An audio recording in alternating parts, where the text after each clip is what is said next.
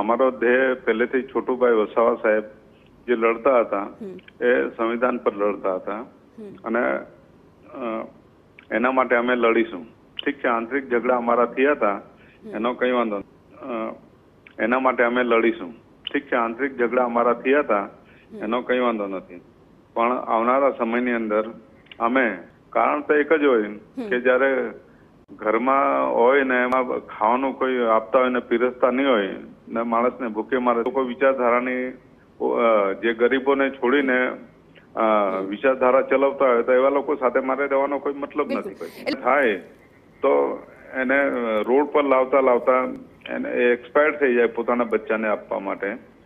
તો નરેન્દ્રભાઈ મોદીએ બેટી પઢાઓ બેટી બચાવો 2003 ની અંદર શરૂઆત કરેલી હતી. ગુજરાતમાં હું ધારાસભ્ય હતા, મેં ડેડિયાપાડામાં એમની સાથે 3 દિવસ રહ્યા એમને જયારે શરૂઆત કરી.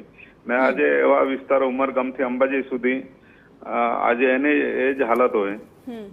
ગઈકાલે જ એક જણે સાપ કરડ્યો, એને જોલીમાં ઉચકીને જાય તો વિકાસ કેવી રીતે કહી શકાય? ચૂંટાયા છે 22 વર્ષ મેં ડેડિયાપાડામાં અહીંથી સંઘર્ષ કર્યો, 2 વખત ધારાસભ્ય ચૂંટાયા છે. મારે તો કઈ ભાજપ કોંગ્રેસની કઈ જરૂર નહીં પડી હતી અમને, બરાબર છે.